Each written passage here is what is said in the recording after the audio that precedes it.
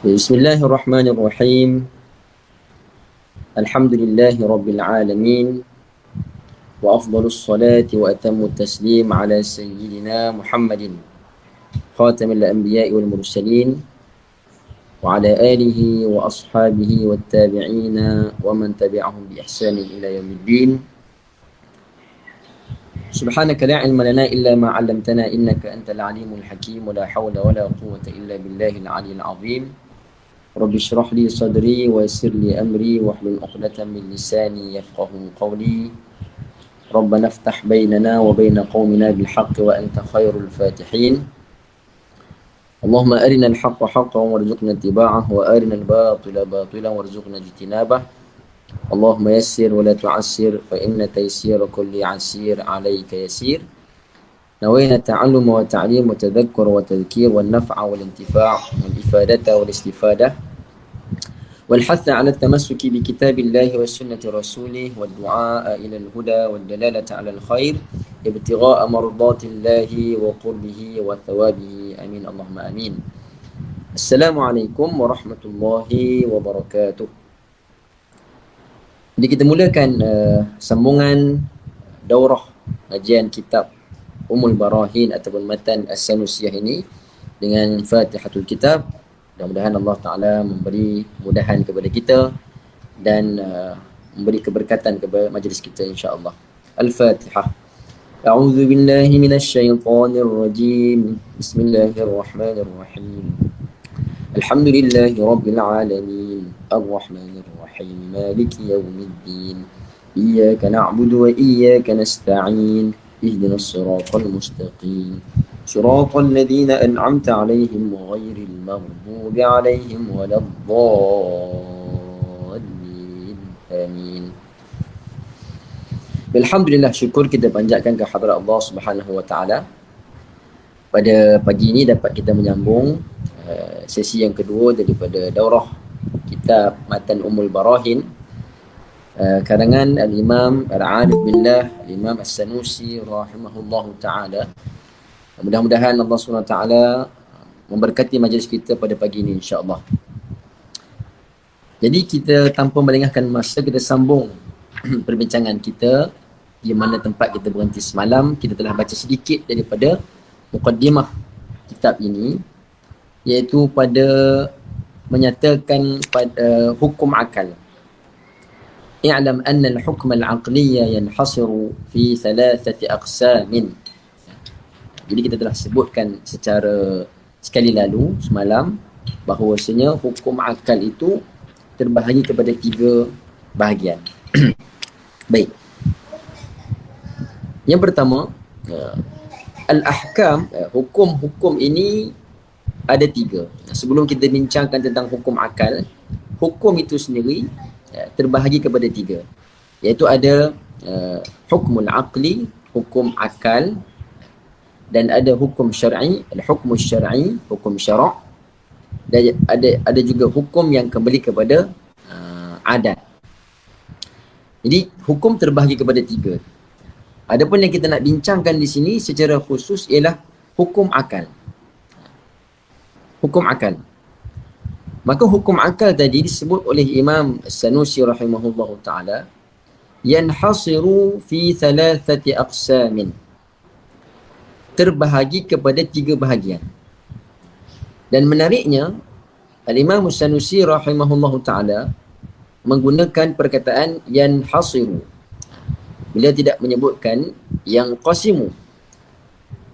Beza di antara yang qasimu dengan yanhasiru ialah inhisar ini maknanya pembahagiannya ini terlingkung dalam 3 ini sahaja, tak keluar daripada 3 ni. Kalau boleh sebutkan yang qasimu, kemungkinan ada pecahan-pecahan yang lain lagi, ya.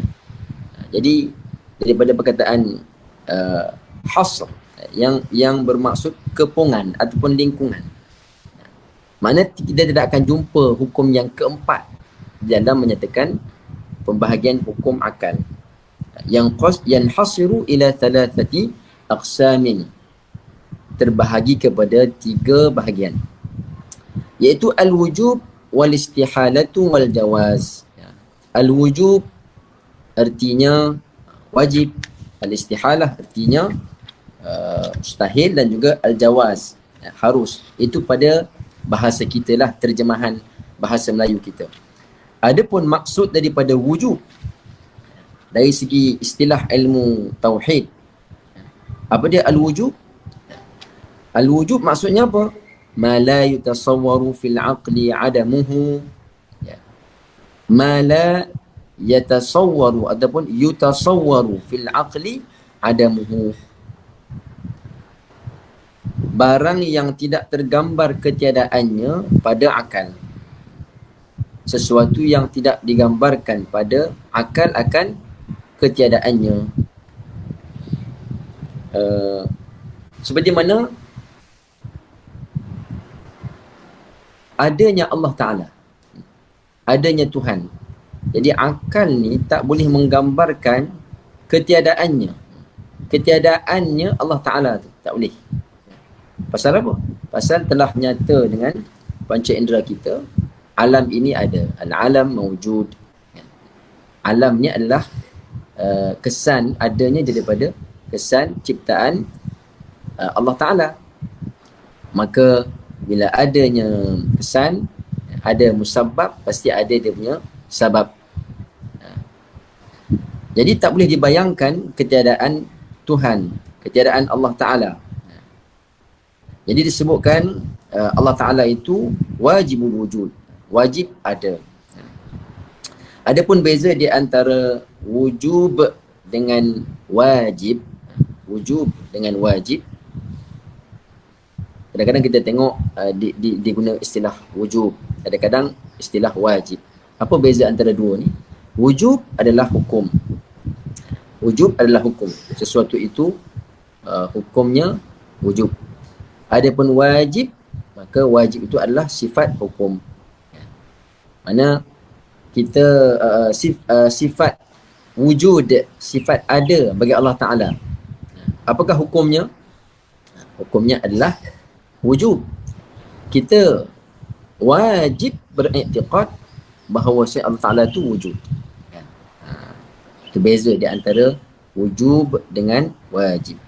Wujub adalah hukum, manakala wajib adalah sifat bagi hukum. Baik.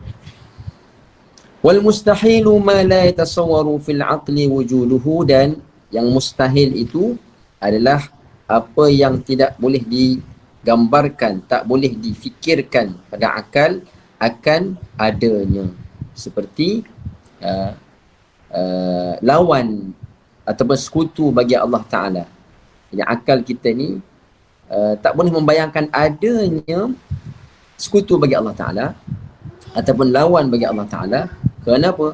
Kerana sekiranya ada lawan atau sekutu bagi Allah Ta'ala, nescaya tidak akan ada alam ini. Nescaya akan hancur musnah, porak poranda. Bahkan alam ni pun tak mungkin akan ada sekiranya ada dua Tuhan.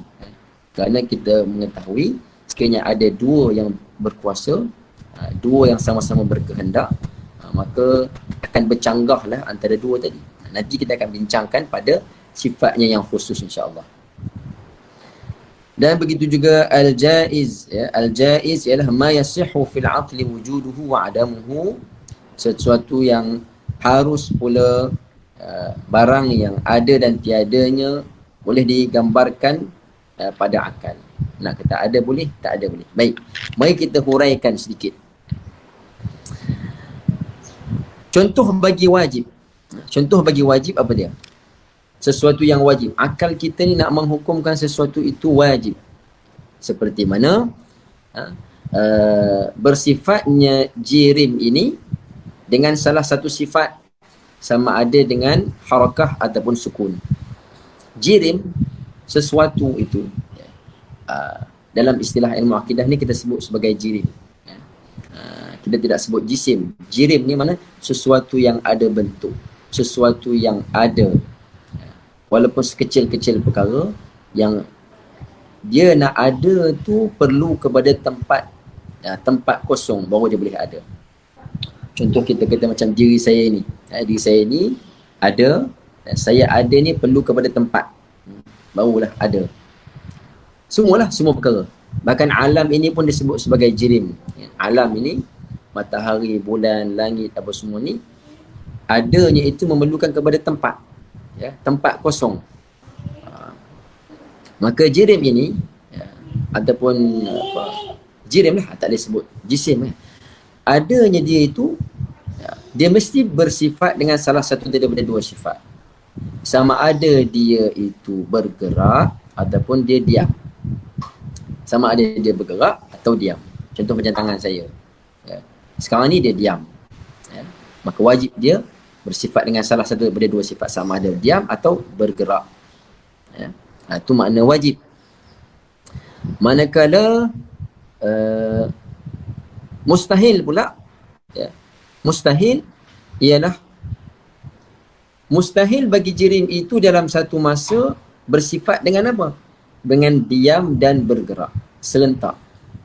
Boleh tak akal kita tu menghukumkan, membayangkan jirim tadi bersifat dengan bergerak dan juga diam dalam satu masa? Mustahil. Tak boleh. Ya. Tak boleh dibayangkan. Dia mesti sama ada diam ataupun bergerak. Salah satu. Mana sekiranya dia bergerak dan juga diam dalam satu masa, maka dihukumkan sebagai mustahil. Akal tak boleh terima adanya perkara tersebut. Boleh ya? Baik. Adapun jaiz, maka harus akal ini menghukumkan jirim tadi bersifat dengan salah satu daripada dua sifat tadi dalam satu masa. Nanti akan didatangkan lagi dengan contoh-contoh yang untuk memudahkan kefahaman kita, insya-Allah. Baik. Kemudian setiap daripada wajib, mustahil dan juga harus tadi terbahagi pula kepada dua. Iaitu wajib itu sama ada dia wajib yang daruri ataupun yang nazari. Sama ada dia wajib yang daruri. Daruri ini ialah suatu perkara yang kita tak perlu kepada fikir, tak perlu kepada untuk nak berfikir panjang, untuk tilik, ataupun untuk guru kita kata fikir tilik. Contoh macam satu adalah sebahagian daripada dua. Jadi semua orang pun tahu satu adalah sebahagian daripada dua. Wajib betul. Dan dia ada yang nazari. Nazari ni mana sesuatu yang perlu kepada kita ta'ammul. Ta'ammul ni mana kena fikir dengan mendalam. Barulah akal tu boleh menghukum. Ta'ammul. Contoh macam seperti mana satu adalah sebahagian daripada 1/6 daripada 12. Kan? Jadi kalau orang buat soalan macam tu. Jadi kita nak jawab sekaligus pun kena fikir dulu. 1/6 daripada 12. Maknanya berapa? Maknanya 2. Jadi 1 adalah sebahagian daripada 1/6 daripada 12. Jadi maknanya betul lah tu. Dia tak boleh nak jawab secara spontan. Dia mesti kena fikir dulu. Ta'ammul dulu. Jadi perkara yang kita kena ta'ammul itu disebut sebagai apa? Nazari. Hukumnya wajib secara nazari. Dan kemudian mustahil sama juga. Ya. Ada terbahagi kepada dua. Semuanya tadi terbahagi kepada dua. Daruri dan nazari. Adapun badihi dan nazari. Baik.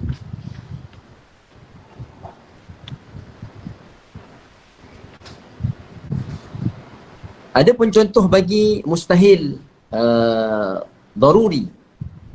Mustahil daruri. Contoh kita kata satu adalah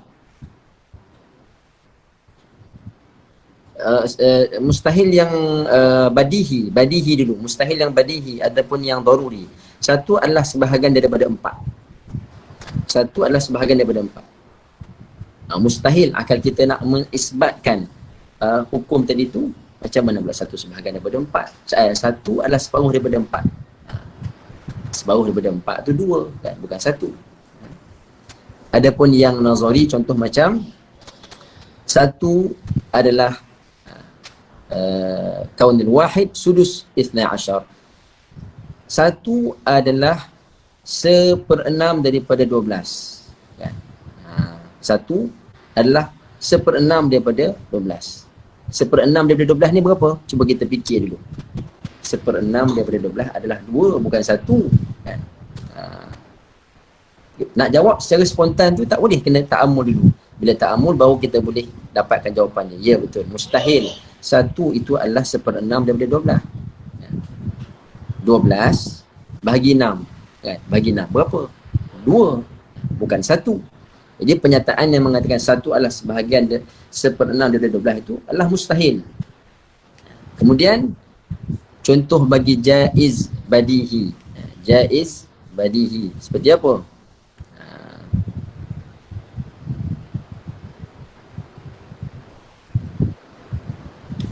Contoh bagi jaiz badihi, Allahumma salli ala Muhammad.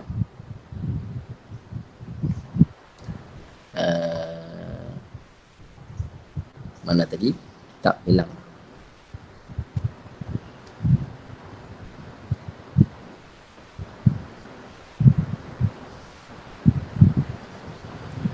Tak, maaf ya.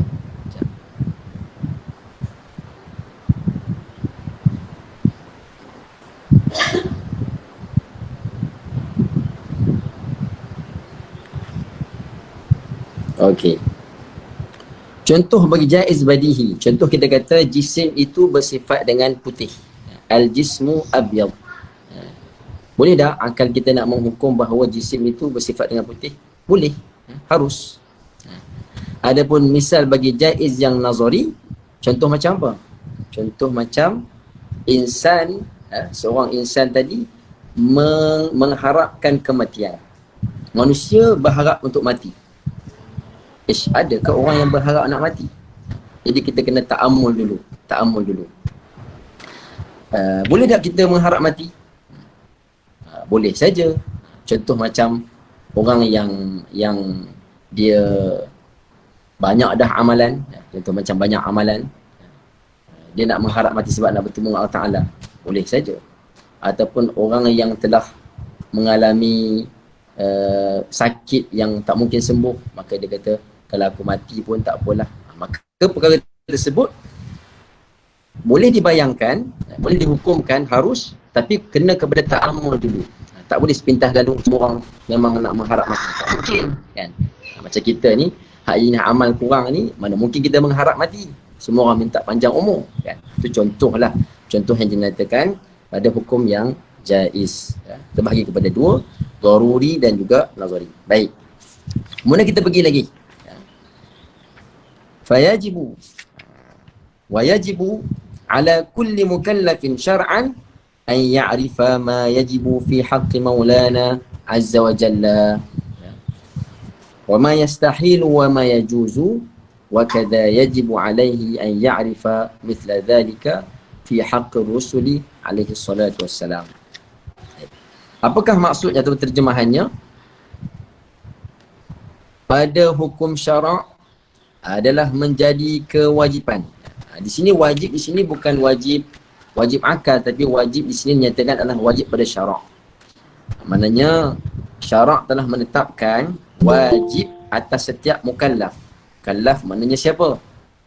Orang yang akil, yang baligh, yang berakal, yang baligh, yang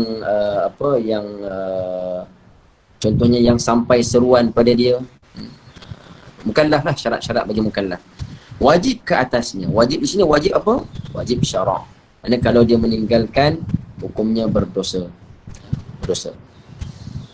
Wajib pada syarak bagi atas setiap mukallaf itu an ya'rifa ma yajibu, bahawa dia mengetahui. An ya'rifa. Maksud apa di sini? An ya'rifa maksudnya mengetahui. Mengetahui itu adalah dengan yakin. Mengetahui di situ dengan yakin. Ma'rifah, tamamal ma'rifah. Bukan dia tahu tu dalam keadaan waham, ataupun sekadar zon, sangkaan, ataupun dia syak. Tak boleh. Maksudnya atas setiap mukallaf itu wajib kena mengetahui dengan yakin. Apa yang dia kena tahu? Kena tahu dengan yakin tentang apa? Tentang perkara yang wajib bagi Allah Subhanahu wa taala fi haqqi Maulana Azza wa Jalla, ataupun dalam nuskhah Jalla wa Azza, wa ma yastahilu, dan dia kena tahu juga dengan yakin apakah yang mustahil pada hak Allah Subhanahu wa taala dan apa yang harus. Makna kata bila kita faham kata-kata Imam Sanusi ni, maknanya mengaji ilmu akidah ni beserta dengan dalil adalah wajib atas setiap mukallaf. Wajib atas setiap mukallaf. Sebab apa? Sebab untuk mendapatkan ma'rifah, mengetahui dengan jelas, dengan yakin, mesti kena ada bukti. Kalau mengetahui tanpa bukti, maka itu kita kata apa? Kita kata seperti mana imannya orang yang muqallid. Dia dengar je kata tok guru dia, dan tak perlu kepada bukti pun, dia ambil seketul macam tu, ataupun bulat-bulat tanpa perlu kepada bukti. Maka itu disebut sebagai iman muqallid. Kita dah sebut dah di awal hari itu bahawa iman orang yang muqallid ini khilaf di kalangan ulama, tapi yang masyhurnya ialah apa? Iman orang yang muqallid ini dikira apa? Dikira orang yang muqallid adalah orang yang berdosa kerana meninggalkan nazar, meninggalkan berfikir untuk mengenal kepada Allah Ta'ala. Dia ikut buta tuli saja. Tuhan tu ada. Apa bukti Tuhan tu ada? Mana saya tahu. Dan semua orang cakap Tuhan tu ada, itu maknanya muqallid. Dia ikut membuta tuli. Maka hukumnya orang yang muqallid ini di akhirat esok dia dikira berdosa. Tapi adakah dia terus dicampak ke dalam neraka seperti mana orang kafir? Tidak. Orang kafir dicampak terus dalam neraka. Tapi orang yang muqallid ni, dia tengoklah kalau Allah Ta'ala nak ampunkan dia, boleh. Ya. Tapi kalau Allah Ta'ala tak ampunkan dia, maka dia barangkali dicampak dalam neraka. Sebab apa? Dikira dia berdosa. Asi, orang yang berdosa. Allah Ta'ala tak terus campak dalam neraka. Sebab apa? Sebab dia belum sampai kepada tahap syirik. Adapun syirik, innallaha la yaghfiru an yushraka bih.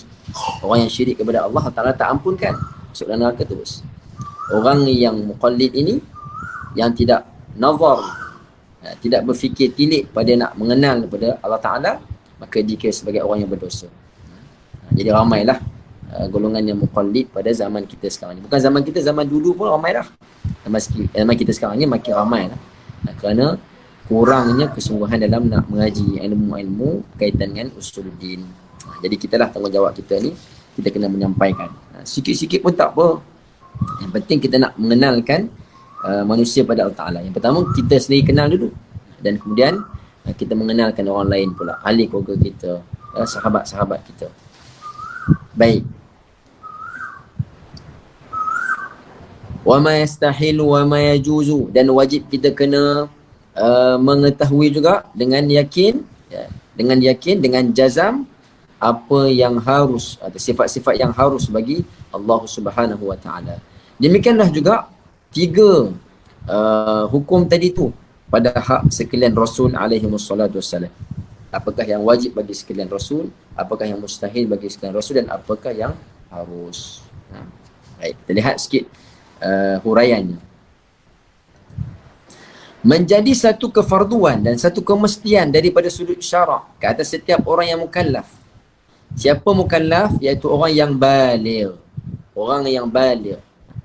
Apabila dia baligh saja, maka wajib atas dia untuk mengetahui. Jadi kalau begitu, bilakah umur yang sesuai untuk kita mengaji ilmu akidah ni? Bilakah umur yang sesuai?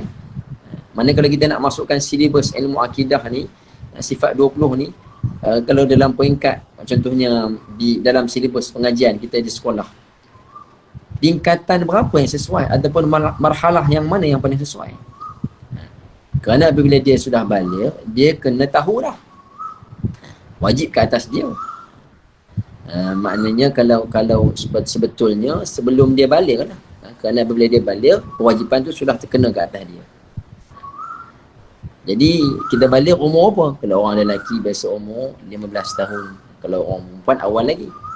Jadi sepatutnya sudah kita dikenalkan. Jadi sebenarnya apa yang kita mengaji itu betul dah. waktu kafar dulu kita mengaji sifat 20 kan.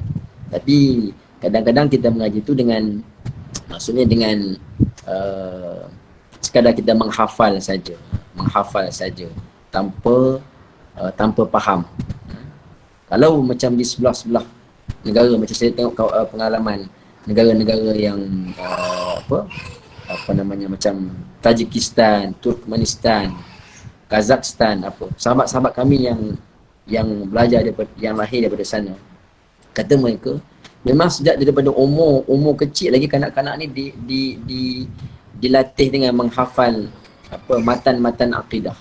Macam matan Sanusi As-Sughra ni, Ummul Barahin ni, dihafal oleh budak-budak kecil, dijadikan sebagai nyanyian mereka, supaya bersebati dengan mereka. Allah Ta'ala tu ada Allah Ta'ala tu tanpa berhajat kepada tempat, tanpa diliputi dengan masa. Jadi dihafal oleh budak-budak. Sama juga sebenarnya kaedah orang tua-tua kita dulu yang menghafal sifat 20, ya. Allah itu ada, lawannya tiada, kan. Zaman dulu sifat 20 dilagukan, diiramakan supaya senang ingat. Adapun zaman kita sekarang ni, pengajian sifat 20 ni dah semakin berkurangan. Ini bahaya. Kerana memanglah kata orang, seperti mana yang dikatakan, yang digembar-gemburkan bahawa sifat 20 ni, mengaji sifat 20 ni bukan ada zaman Nabi SAW, kan. Dia kata macam tu. Sebab apa? Nak melemahkan semangat kita mengaji sifat 20.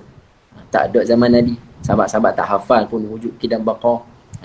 Dan memanglah tak ada dari segi susunan ilmu yang khusus sifat 20 ataupun akidah 50, memang tak ada zaman sahabat. Tetapi ianya ada dalam i'tiqad mereka, pengamalan mereka. Cuma tidak disusun sebagai satu disiplin ilmu yang khusus. Zaman-zaman tabi'in pun sama, zaman tabi'in pun sama. Yang datangnya pada zaman siapa? Zaman Imam Abul Hasan Al-Asy'ari, ya. Kurun yang keberapa? Hujung kurun yang kedua, baru ada disusunkan. Kerana apa? Kerana nak memelihara akidah umat Islam ni daripada tersalah. Sebab zaman tersebut timbul fitnah daripada golongan Mu'tazilah yang mengucar-ngacirkan fahaman umat Islam, ya. Banyaklah fitnah daripada golongan Mu'tazilah ni. Maka untuk nak memelihara akidah umat Islam ni, ya, ulama berfikir susun ilmu ni jadi disiplin ilmu yang khusus supaya apa? Akidah umat Islam ni terpelihara. Maka Al-Imam Abul Hasan Al-Asy'ari digelar sebagai hero ataupun sebagai pelopor kepada ilmu akidah. Bukan dia yang mengasaskan, ya, kerana asasnya sudah ada pada zaman Nabi, pada zaman sahabat dan zaman tabi'in.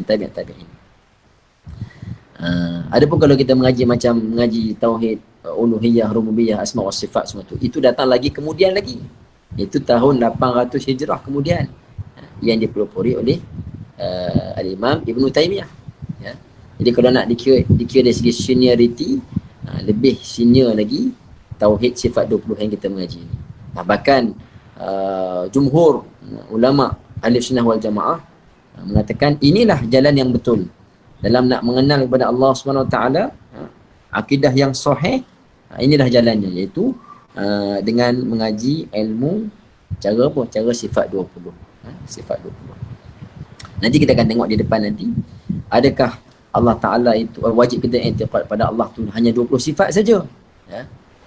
Sedangkan Allah Ta'ala tu mempunyai segala sifat kesempurnaan. Kita ni Asy'ari ni, kita menghadkan Allah Ta'ala tu kepada 20 sifat saja. Ini salah satu daripada tumahan daripada orang yang tak setuju dengan sifat 20. Nanti insyaAllah ke depan kita akan huraikan. Baik.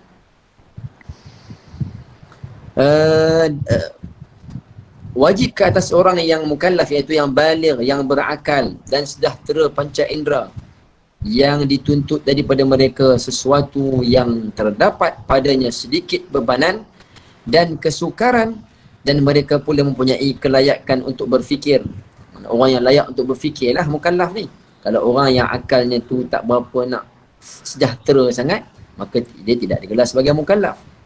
Serta menerima dakwah Rasulullah SAW, ya. Walaupun Rasulullah telah wafat, tapi dakwah baginda sampai kepada kita melalui perantaraan alim ulama. Mana kita ni dikira sebagai mukallaf. Ya.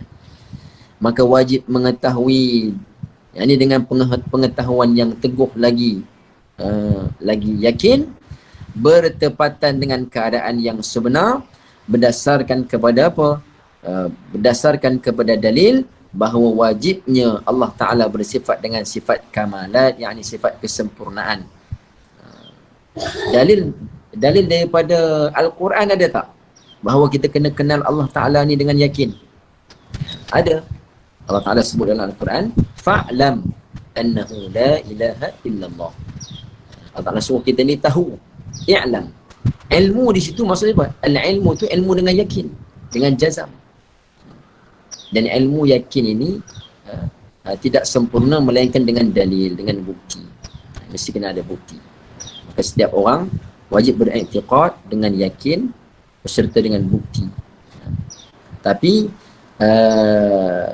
yang diwajibkan ini fardu ain atas setiap mukallaf ni apa? Mengetahui dengan dalil yang ijmali, dalil yang umum sahaja. Bukan dalil yang tafsili, bukan dalil yang beserta dengan huraian, kerana dalil yang tafsir itu satu benda yang agak berat. Jadi syarak ini tidak mentaklifkan kepada kita benda-benda yang berat-berat yang tak mampu untuk difikir oleh semua orang. Orang-orang yang cerdik, pandai, alim, ulama boleh sampai ke tahap memahami dalil yang tafsir. Kalau kita orang awam ni cukup dengan dalil yang umum sahaja, dalil yang ijmali. Baik.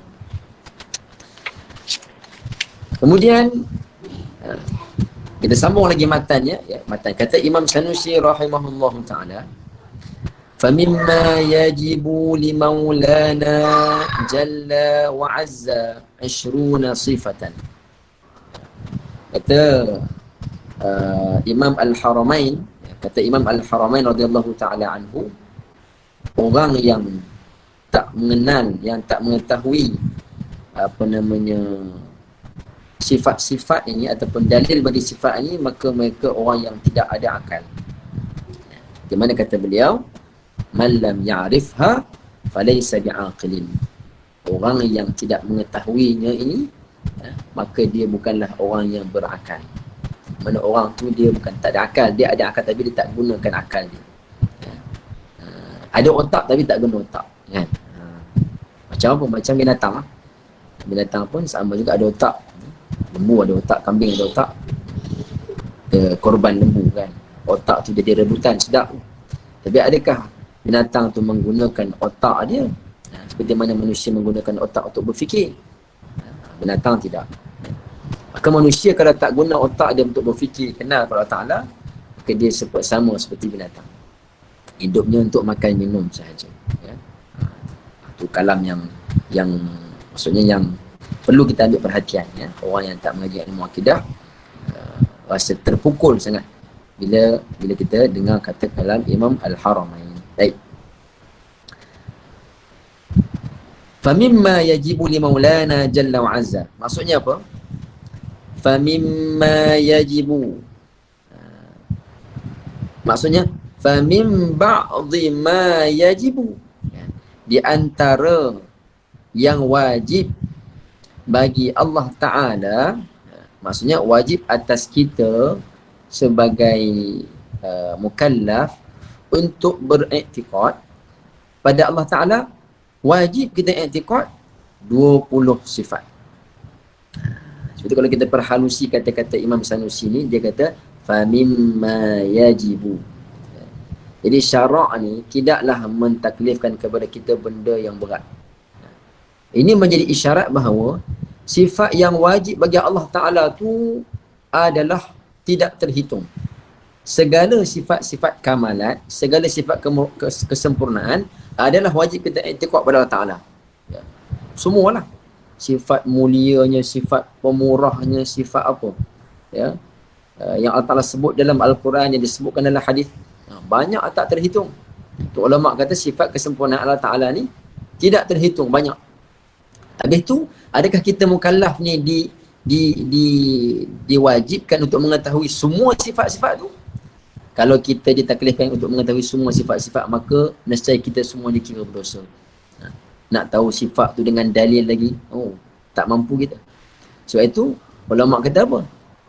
Di antara semua sifat kesempurnaan tu, yang wajib kita i'tiqadnya 20 sifat sahaja. Yang wajib kita i'tiqad 20 sahaja. Kerana apa? Kerana 20 ini adalah merupakan ummahatus sifat. Ini adalah ibu kepada segala sifat kesempurnaan. Sifat kesempurnaan tu banyak, tapi yang kuncinya yang ibunya adalah 20. Kalau kita berjaya mengisbatkan 20 sifat ini pada Allah Ta'ala, maka sifat-sifat kamalat kesempurnaan yang lain pun akan terikut samalah. Ya? Gitu. Mengetahui dengan haqqul ma'rifah, mengetahui dengan sebenar-benar ma'rifah, ataupun disebut sebagai bil jazmi, dengan jazam, dengan sungguh-sungguh. Baik. Allah Subhanahu Wa Taala dengan kemurahannya tidak mentaklifkan kepada kita untuk beriktikad dengan baki sifat-sifat yang lain. Selain daripada 20 tu, tak wajib kita tahu. Yang 20 ni wajib. Yang tidak dikemukakan dalilnya kepada kita. Kerana apa? Sebagai rahmat daripada Allah. Dan kasihan belah daripada Allah. Kerana apa? Kerana sifat kamalat sesungguhnya tidak berkesudahan. Tidak berkesudahan. Seperti yang telah pun kita sebutkan tadi. Jadi 20 sifat tu apa? Seperti mana kita hafal lah. Wujud, qidam, baqa, mukhalafatuhu lil hawadith, qiyamuhu binafsi, wahdaniyah, qudrah, iradah, ilmun, hayah, sama', basar, kalam, 13. Kemudian kaunuhu qadiran, kaunuhu muridan, sampai akhir. Kaunuhu aliman, hayyan, kaunuhu sami'an, kaunuhu basiran, kaunuhu mutakalliman. Jadi 20 sifat itu disebut sebagai apa? Simpulan aqaid, aqidah yang wajib dipegang oleh setiap orang Islam, orang yang beriman. Disebut sebagai, ada juga ulama yang menyebut sebagai aqaid khamsin, aqaid khamsin, simpulan yang 50. Simpulan yang 50 tu apa? Dia asal daripada 20 sifat tadi tu, maka lahirlah 20 sifat yang wajib bagi Allah Ta'ala, dan lawan bagi 20 sifat itu adalah 20 sifat yang mustahil bagi Allah Ta'ala, maka 40. Kemudian satu sifat yang harus bagi Allah Ta'ala, makanya 41. Kemudian apa lagi? Kemudian 4 sifat yang wajib bagi sekalian Rasul, dan 4 sifat yang lawannya, iaitu sifat yang mustahil bagi sekalian Rasul. Jadi 41 tambah dengan 8, 49, dan satu sifat harus bagi sekalian Rasul. Semuanya itu jadi 50 sifat. Ini disebut sebagai aqaid khamsin. Kita ni mesti berpegang dengan akidah itu. Kalau kita tahu dan berserta dengan dalil, dengan yakin, maka kemahlah, mantaplah akidah kita. Tapi kalau kita tak tahu, tak tahu sifat yang 50 simpulan akidah tu pun tak tahu, kan? Apa dia, kan? Apa dia qidam, apa dia baqa, tak tahu. Apatah lagi nak mengisbatkan dengan dalil, maka kita ni dikira sebagai orang yang berdosa lah. Berdosa. Baik. Dan ada pun 20 sifat yang wajib bagi Allah Ta'ala tadi tu, di dalam mazhab kita ni, Ahli Sunnah wal Jamaah, ada maksudnya ada khilaf. Khilaf di sini adalah pada pandangan Imam Abu Hasan Al-Asy'ari dan juga Imam Abu Mansur Al-Maturidi. Sebahagian yang mengatakan wajib kita i'tiqad tu 13 sifat sahaja. 13 sahaja. Maka dia tidak mengira sifat-sifat yang maknawiyah, sifat yang kaunuhu qadiran, kaunuhu muridan, kaunuhu aliman. Maksudnya apa? Hal keadaan Allah Ta'ala berkuasa, hal keadaan Allah Ta'ala berkehendak, hal keadaan. Kerana apa? Katanya hal tersebut bukanlah termasuk pada sifat yang wajib kita i'tiqad pada Allah Ta'ala. Mudah fahamnya macam inilah. Golongan yang mengatakan yang wajib kita i'tiqad tu 13 sifat sahaja, mereka memandai dengan sifat-sifat ma'ani.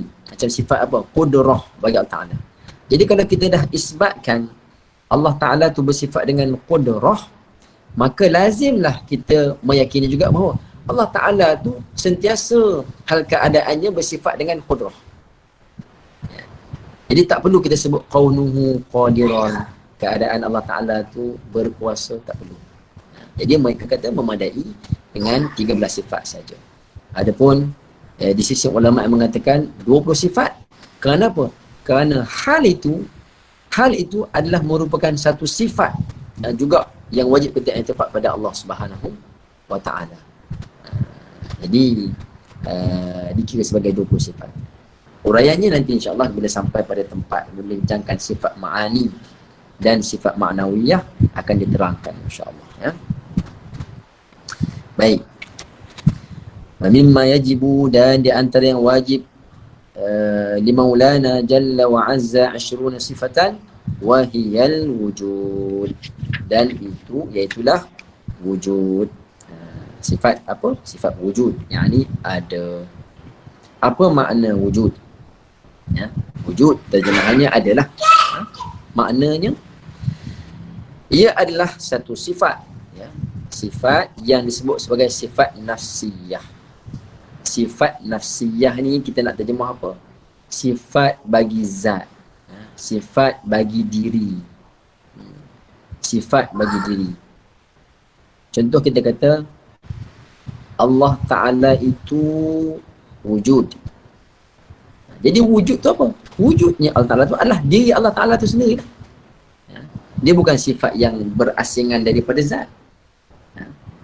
Sifat wujud tu adalah diri Allah Ta'ala tu sendiri. Kalau kata kita sendiri pun, apa namanya, Zaidun mawujud. Zaid itu ada. Mana mawujud tu? Mana mawujud tu? Sifat ada tu mana? Kita nak tunjuk kat mana? Dia kena pada diri Zaid tu sendiri. Zat dia, diri dia, jirim dia tu sendiri. Maka wujud itu disebut sebagai sifat nafsiyah. Sifat nafsiyah ataupun sifat zatiyah. Sifat ini dinisbahkan kepada zat kerana apa? Tidak dapat difahami kecuali hanya kepada zat. Dia bukan perkara yang perkara yang lain daripada zat. Baik.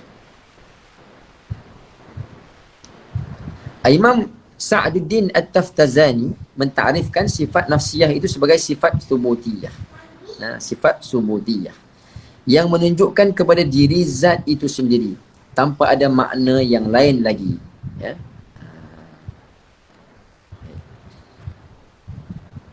Ada pendapat yang mengatakan sifat wujud itu sebenarnya adalah zat itu sendiri, ya. Berdasarkan pendapat ini maka wujud itu sebenarnya bukan sifat. Ada yang kata tak, wujud tu adalah zat. Dia bukan kata sifat tu zat, dia kata ainuz zat, ya. Diri zat tu sendiri. Ini khilaf lah di kalangan ulama. Adapun kepada peringkat peringkat awamnya tak perlu kita mendalami. Ini perbahasan yang lebih detail lah, ya. Adakah dia sifatuz zat ataupun dia ainuz zat, ya? Baik.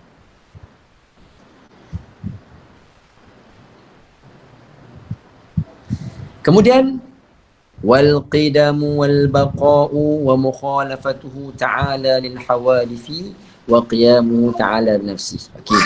Disebutkan wujud tadi sebagai sifat nafsiyah. Kerana nanti kita akan lihat pula pembahagian sifat 20 ni terbahagi kepada 4 bahagian. Jadi sifat 20 yang wujud, qidam, baqa, mukhalafatuhu lil hawadith sampai akhir tadi tu terbahagi kepada 4 bahagian. Yang pertama disebut sebagai sifat nafsiyah. Sifat nafsiyah. Sifat nafsiyah tu ada berapa? Ada satu saja, iaitu sifat wujud. Sifat wujud disebut sebagai sifat nafsiyah. Dan kemudian bahagian yang kedua adalah sifat salbiyah. Sifat salbiyah, yang di dalamnya itu ada 5 sifat. Apa dia? Qidam, baqa, mukhalafatuhu lil hawadith, qiyamuhu bi nafsihi, dan wahdaniyah. Maka 5 sifat ini disebut sebagai apa? Sifat salbiyah. Salbiyah. Kenapa salbiyah? Salb ni maknanya perkara yang negatif. Negatif, tolak. Negatif, tolak. Maksudnya bila kita menyebutkan sifat ini, mengisbatkan sifat yang 5 ni pada Ta'ala, maka secara automatiknya kita menolak lawan bagi kelima sifat itu. Nanti kita akan faham bila kita menghuraikan satu persatu makna daripada 5 sifatnya. Qidam, baqa, mukhalafatul hawadith, qiyamuhu binafsi dan wahdaniyah. Baik. Wal qidamu wal baqa'u, dan sedia. Qidam itu maknanya sedia. Sedia. Allah Ta'ala tu wajib bersifat dengan sedia. Makna apa sedia ni? Sedia ni ialah Allah Ta'ala tu ada tanpa didahului oleh tiada. Allah Ta'ala tu ada, la yasbiquhul adam, tak didahului oleh tiada. Berbeza dengan makhluk. Makhluk ni ada, kita ada juga. Tapi ada kita ini, yasbiquhul adam, dulunya tak ada. Bahkan alam semesta ni pun ada, tapi dahulunya tak ada. Kan Allah walam yakun ma'ahu syai'. Allah Ta'ala tu ada, padahal ketika itu tak ada sesuatu pun selain daripada Allah. Mana sebelum Allah Ta'ala ciptakan alam ni, langit, bumi, arash, kursi, apa semua tu, Allah Ta'ala tu ada dah sejak azali lagi, sejak sedia kala. Ketika itu makhluk ni tak ada lagi, sehingga Allah Ta'ala menciptakan. Maka adanya makhluk ni didahului oleh tak ada. Tetapi Allah Ta'ala ada, tidak didahului oleh Adam, tidak didahului oleh tiada. Itu makna qidam, seperintah lalu. Wal baqa'u, dan baqa' mana kekal. Kekal. Kekalnya Allah Ta'ala ni maksudnya apa? Tidak menerima ketiadaan. Tidak menerima ketiadaan. Wajib Allah Ta'ala ni baqa', kekal. Mana tidak akan disusuli oleh ketiadaan. Kalau kita ni, maka kita akan disusuli. Makhluk ni ada, tapi satu masa akan musnah, akan tiada. Allah Ta'ala wajib bersifat dengan baqa', kekal. Wa mukhalafatuhu lil hawadith, dan bersalahan ia, yakni Allah Ta'ala itu dengan yang baharu. Perkara-perkara makhluk ini disebut sebagai perkara yang hadis ataupun hawadith. Makhluk ini disebut sebagai hawadith. Kadang-kadang kita dengar istilah makhluk, kadang-kadang digunakan sebagai istilah alam. Allah Ta'ala tak sama dengan makhluk. Allah Ta'ala tak sama dengan alam. Allah Ta'ala tak sama dengan hawadith. Makhluk, hawadith, alam, lagi apa? Allah Ta'ala tak sama dengan perkara yang mungkin. Ada 4 istilah tu, semua merujuk kepada benda yang sama. Apa dia? Makhluk. Makhluk yang diciptakan. Allah khaliq, kita ni makhluk. Ya. Hadis. Hadis maksudnya apa? Perkara yang ada, yang didahului oleh tiada. Mana dia ada tu, kena ada yang menciptakan dia, maka dinamakan sebagai hadis. Hadis ni lawan bagi apa? Lawan bagi qadim. Allah Ta'ala qadim, ada yang tidak didahului oleh tiada. Kita ni ada juga, tapi ada kita ni sebut sebagai hadis kerana didahului oleh tiada. Alam juga sebut sebagai alam. Alam apa? Kullu ma siwallah, setiap perkara yang selain daripada Allah itu adalah alam. Maka termasuklah juga langit, cakrawala, bintang, malaikat, hatta arash, kursi, semua itu adalah alam. Kenapa? Yang selain daripada Allah Ta'ala. Dan begitu juga disebut sebagai mungkin, perkara yang mungkin. Mungkin ni apa? Benda yang boleh jadi ada, boleh jadi tiada. Benda yang dia nak ada boleh, nak tak ada pun tak apa. Contoh macam kita kata arash Allah Ta'ala. Wajib ke Allah Ta'ala ciptakan arash dia? Tak wajib. Allah Ta'ala nak cipta boleh, tak nak cipta pun tak apa. Allah bukan berhajat kepada arash. Allah Ta'ala bukan berhajat kepada kursi. Bagaimana kalau orang beriktikad Allah Ta'ala tu duduk di atas kursi, bersemayam atas kursi. Dan kalau tak ada kursi tu, macam mana Allah Ta'ala nak duduk? Memang jadi pening. Jadi juga disebut sebagai perkara yang mungkin. Allah Ta'ala menyalahi daripada semua tadi tu. Tak sama. Kalau dalam dalil Al-Quran dia kata apa? Apa nama? Al-Quran tu? Laisa kamitslihi syai'. Ya, laisa kamitslihi syai'. Tidak ada sesuatu pun yang menyamai dengan Allah Ta'ala. Dan qiyamuhu ta'ala binafsih, maknanya adanya berdirinya Allah Ta'ala dengan sendiri. Berdiri Allah Ta'ala dengan sendiri itu terjemahan kita dah. Ya, terjemahan kita. Tapi maksud dia apa dia? Maknanya Allah Ta'ala tu ada tanpa perlu kepada kepada tempat dan pembuat. No? Imam Sanusi sebut apa? La yaftaqiru ila mahallin wa ila mukhassis. La yaftaqiru, Allah Ta'ala tidak perlu kepada apa? Mahal, tempat. Seperti mana kita ni, jirim, makhluk ni, untuk ada, mesti kena ada tempat. Baru boleh ada. Dia mesti kena ada tempat dia. Tempat tu, sama ada atas ke bawah, ke kanan, ke kiri ke, baru dia boleh ada. Tapi Allah Ta'ala ada, tidak perlu kepada tempat. Nak kata Allah Ta'ala di atas, tak boleh. Sebab atas tu tempat juga. Ya. Kerana kalau kita kata Allah Ta'ala tu ada, perlu kepada tempat, Allah Ta'ala tu lemah. Kerana dia berhajat. Kalau tak ada tempat, dia tak boleh ada. Tak boleh. Itu sifat makhluk. Sifat makhluk. Nanti insyaAllah akan datang huraiannya pada menyatakan sifat qiyamuhu ta'ala nafsi. Dan Allah Ta'ala tidak berhajat kepada mukhassis. Seperti mana mungkin. Kita ni perkara yang mungkin.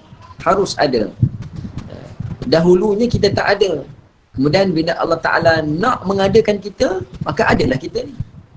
Begitu juga dengan alam ni. Dahulunya tak ada. Allah Ta'ala berkehendak adanya alam. Kun fayakun. Kan? Adanya langit, adanya bumi. Jadi yang mengadakan itu apa? Disebut sebagai mukhassis. Allah lah yang mengkhususkan. Kenapa nama mukhassis? Mukhassis ni gini. Contohnya lah. Kita ni, alam ni, dia ibarat macam apa? Ada dan tak ada kita ni seperti dua piring pada timbangan neraca. Timbangan neraca ni dia sama berat macam ni. Kan? Racing tu. Belah sini ada, ni tak ada. Ada dan tak ada ni, pada sejak azali ni, hukum dia apa? Harus. Nak ada boleh, tak ada boleh. Kita ni. Tetapi bila Allah Ta'ala mengkhususkan kita di sebelah ada, Allah Ta'ala nak mengadakan kita, soalan macam memberatkan timbangan dia tu. Macam kita lah, kita ambil apa? Ambil batu pemberat, kita letak. Saya nak letak belah mana? Nak letak belah ada ke nak letak belah tak ada? Tak belah ada. Allah lah mukhassis. Dia yang mengkhususkan.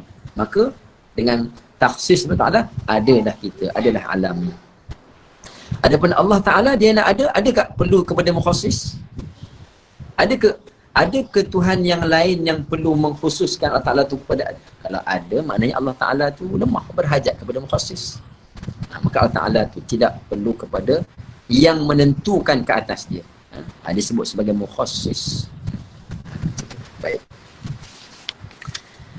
Kita sebut tu secara ringkas-ringkas lah, sebab nanti pada setiap sifat tu akan didatangkan pengertian dan juga beserta dengan dalilnya sekali.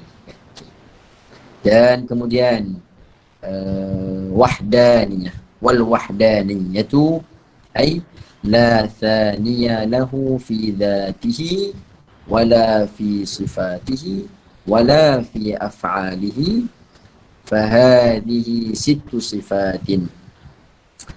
Al-ula nafsiyah wa hiya al-wujudu wal khamsatu ba'daha salbiyatun. Wal wahdaniyatu maksudnya apa? Dan wahdaniyah. Apa dia wahdaniyah? Maksudnya la thaniya lahu, tidak ada dua baginya. Fi dhatihi, sama ada pada sifatnya, wala fi sifatihi, dan juga tidak pada sifatnya, wala fi af'alihi, dan tidak ada dua juga pada af'alnya Allah Ta'ala. Di sini pun Imam Sanusi sudah menghuraikan dah sedikit dah. Maksud wahdaniyah tu apa? Allah Ta'ala tu tunggal, esa. Tidak ada dua padanya. La fi dzat, pada zat pun tidak ada dua pada zat. Wala fi sifat, dan tidak ada dua pada sifat Allah Ta'ala. Mana tidak ada dua sifat. Nanti dah huraikan lagi. Contoh macam sifat qudrah Allah Ta'ala. Tidak ada dua sifat qudrah pada Allah Ta'ala. Dan tidak ada Tuhan yang lain mempunyai sifat qudrah yang sama dengan Allah Ta'ala. Tak mungkin. Nanti kita akan huraikan insyaAllah. Begitu juga pada af'al, pada perbuatan. Itu macam Allah Ta'ala nak mengadakan makhluk ni. Tidak ada dua sifat, tidak ada dua perbuatan pada Allah Ta'ala. Maka wahdaniyah tu merangkumi tiga perkara tadi. Zat, sifat dan fil af'al. Fahadihi sittu sifatin, maka keenam sifat ini, yang pertama disebut sebagai nafsiyah. Sifat wujud tadi tu nafsiyah, dan wal khamsatu ba'daha salbiyah, dan 5 sifat yang selepas daripadanya itu adalah sifat-sifat salbiyah.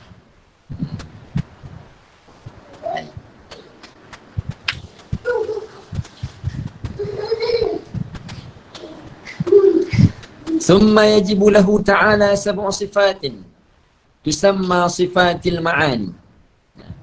Kemudian wajib bagi Allah Ta'ala 7 sifat.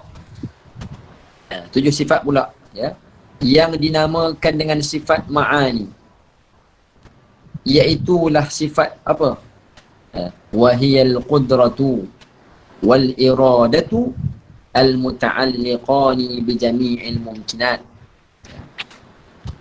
wal ilmu al muta'alliqu bi jami'il wajibat wal jaizat wal mustahilat, wal hayatu wa hiya la tata'allaqu bi syai'in, was sam'u wal basaru al muta'alliqani bi jami'il mawjudat, wal kalamu alladhi laysa bi harfin wala sautin, wa yata'allaqu bi jami'i ma yata'allaqu bihi al ilmu min al muta'alliqat. Maksudnya apa? Kemudian wajib bagi Allah Ta'ala 7 sifat yang dinamakan dengan sifat ma'ani, iaitulah sifat qudrah dan iradah.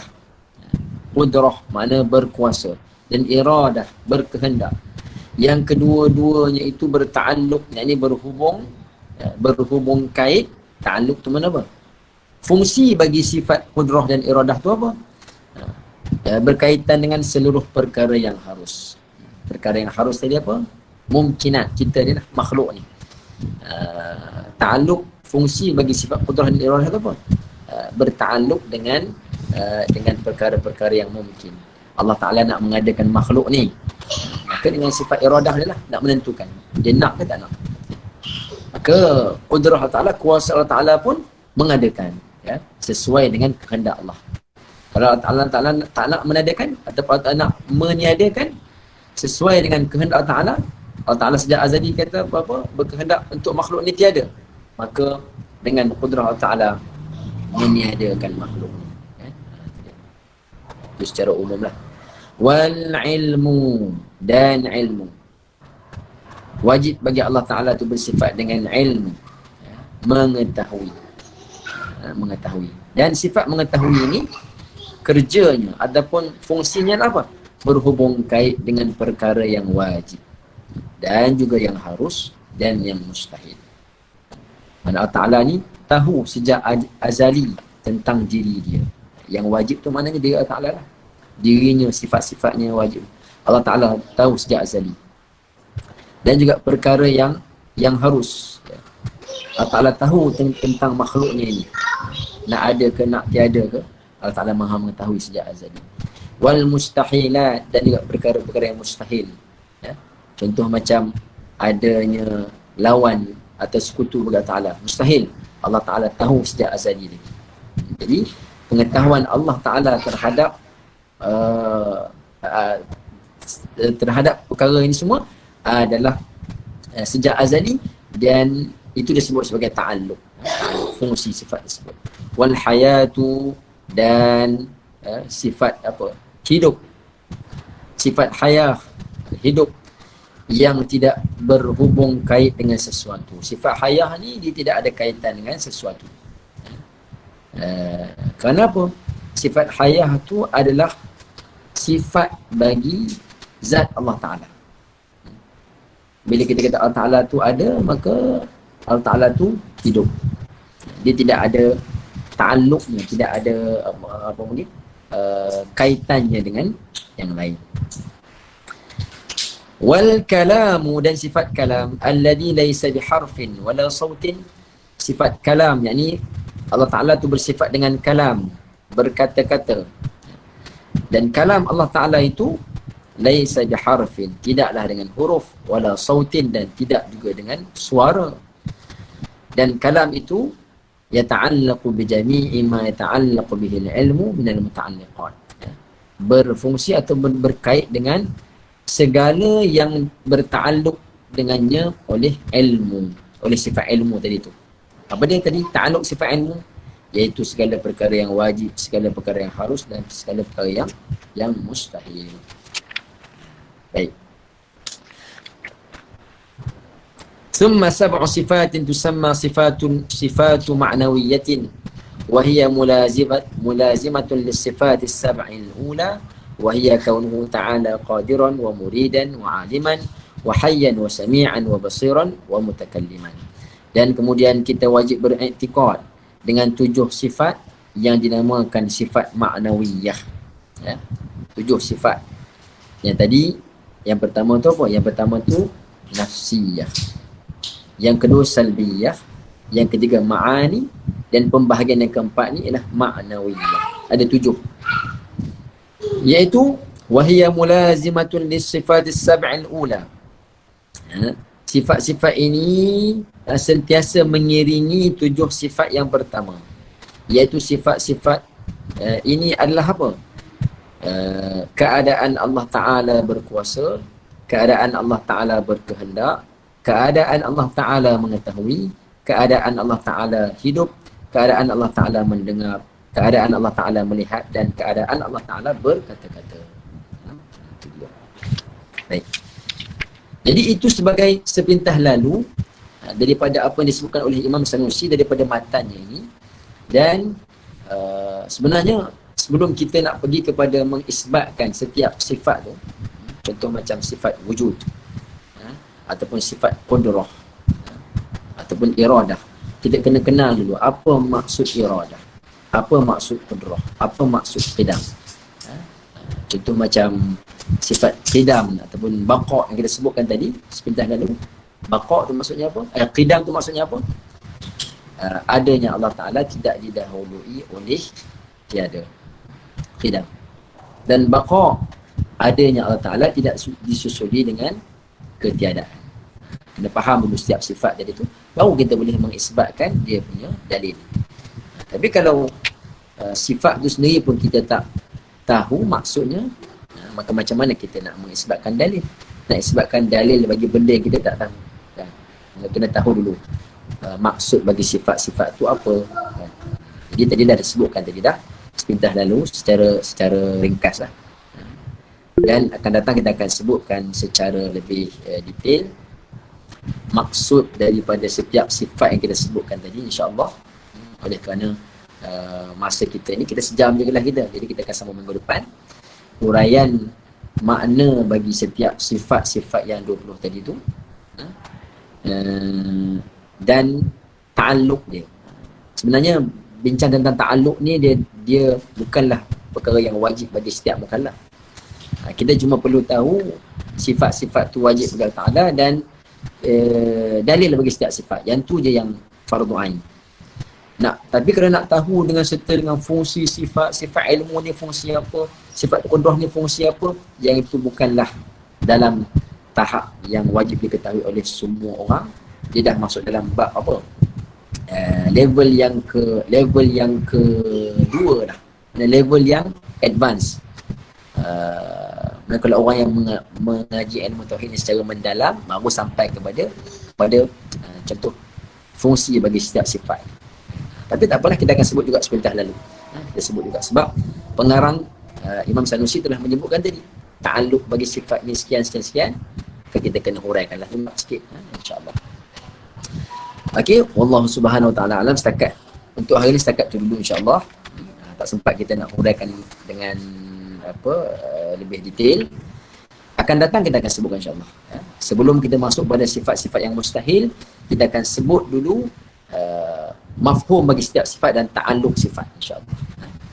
Jadi cukup sekadar tu dulu insyaAllah. Boleh ke setakat tu? Ustaz Fazli okey ke Ustaz? Saudara Afiq. Afiq. Semester berapa ni Afiq? Ada ke Lena dah? Afiq ada tu, kita tengok dia on. Okey ya, setakat ni okey ke, boleh faham ke? Boleh Ustaz. Tu pening. Jelas Ustaz. Alhamdulillah jelas. Mengaji ilmu akidah ni memang dia macam ngantuk sikit kan. Tapi insyaAllah lah kita cubalah sedaya upaya pelan-pelan dengar banyak kali istilah-istilah tu. Dan kebanyakan daripada kalangan kita pun dah pernah mengaji dah. Cuma kita ni nak mengulang lagi. Sebenarnya mengaji, Ustaz Razlan kata pening. Pening tu mungkin sebab anak yang memeningkan kot. Dia bila kita ulang dan ulang lagi, insyaAllah lama-lama dia akan lekat lah insyaAllah. Bagaimana kaedah kita hafal Quran lah juga kan. Kaedah kita hafal Quran, idza takarrara taqarrara. Banyak kali kita ulang, lama-lama dia akan lekat. Tambah pula istilah-istilah ni kita tak main dengan dia selalu. Bukan mainan harian kita. Macam istilah ilmu fiqah ni, kita memang hari-hari kita halal haram apa semua wajib harus semua memang mainan kita. Adapun sifat pengajian ilmu akidah ni jarang kita guna istilah-istilahnya tu. Tapi sepatutnya kena guna selalu. Macam mana orang-orang yang mengaji pondok ke apa kan, dia bila nak cakap dia cakap ni perkara yang wujudi ke amrun iktibari. Dia main dalam percakapan harian dia. Maka benda tu jadi lekat. Jadi saya pun banyak lupa istilah-istilah ni. Bila Ustaz Fazli minta untuk kita baca kitab ni, jadi peluanglah untuk kita mengulang kaji balik insya-Allah. Okey. Cubalah sekadar dulu. Allah Subhanahu Wa Taala alam. Kalau ada soalan boleh kongsikan nanti. Mungkin Ustaz Fazli boleh share kalau ada soalan apa yang tak faham ataupun yang keliru dalam huraian kita tadi. Jadi minggu depan pertemuan akan datang saya akan cuba huraikan insya-Allah. Jadi minta maaf banyak-banyak atas segala kekurangan salah silap. Yang baik itu daripada Allah, yang silap yang kurang untuk kelemahan saya sendiri. Aku qouli hadza wa astaghfirullahal azim wa lakum wa lisa'il muslimin muslimat. Kita tangguhkan dengan salawat dan kafaratul majlis.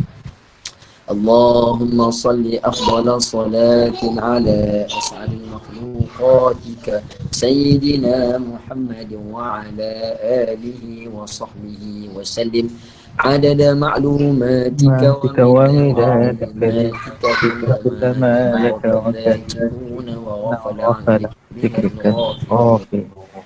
سبحانك اللهم وبحمدك نشهد ان لا اله الا انت نستغفرك ونتوب اليك. بسم الله الرحمن الرحيم. والعصر ان الانسان لفي خسر الا الذين امنوا وعملوا الصالحات وتواصوا بالحق وتواصوا بالصبر. Jazakumullah khairan katsiran. Terima kasih semua. Ketemu lagi insya-Allah. Assalamualaikum. Jazakallah khairan Ustaz. Wa iyyakum Ustaz, wa iyyakum. Wal 'afwa minkum. Minta maaf Ustaz. Insya-Allah. Ha?